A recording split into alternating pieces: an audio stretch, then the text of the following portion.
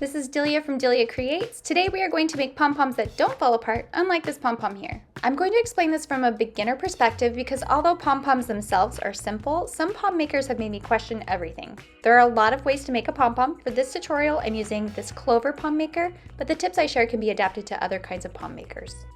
First, let's quickly talk about the anatomy of a pom-pom and how it's made.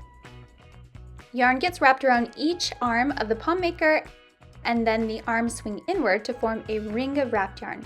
We cut through the wrapped yarn using this track here, like so, to essentially create a bunch of short strands of yarn bundled together by the pom maker. We need to tie that bundle together to create our pom-pom.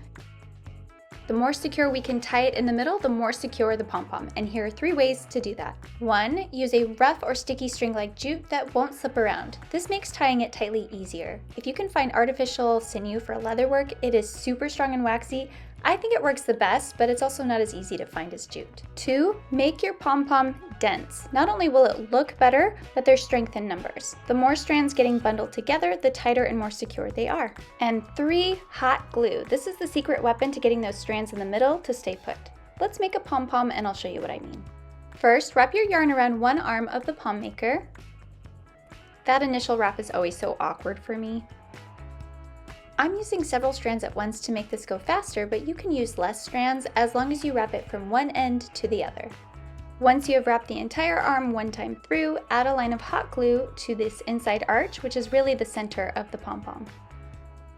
Then wrap the arm again. Add more glue to the inside arch and repeat the process until the arch pretty much disappears and becomes filled in and flat. Cut away the working yarn and swing the arm into the center. It should fit, but very snugly. Now repeat the process for the other arm.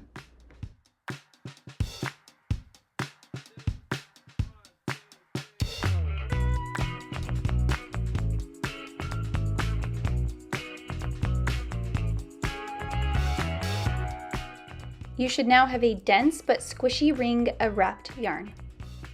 Starting at the hinges, cut along the track around the circumference of the pom maker.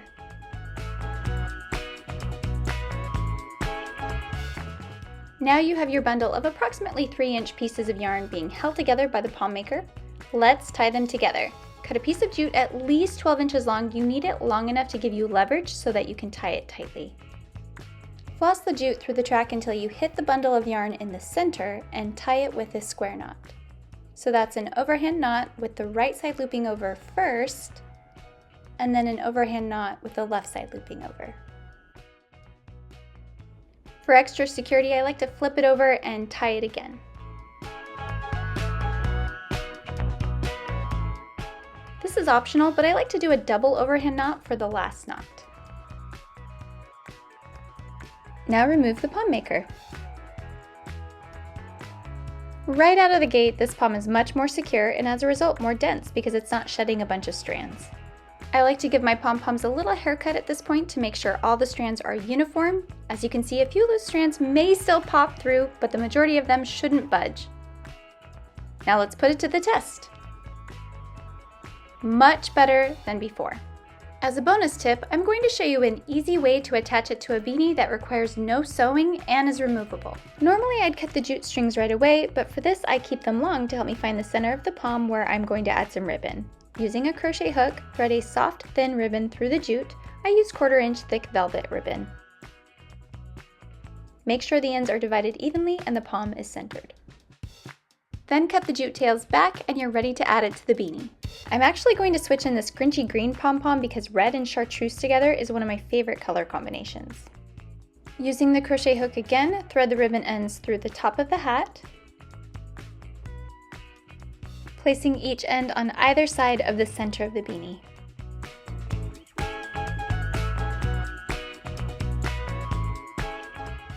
Then I tie it with a bow that is both secure but also easy enough to pull out when I want to go pom-pom-less. The velvet ribbon is soft and I don't even notice it's there when I wear it.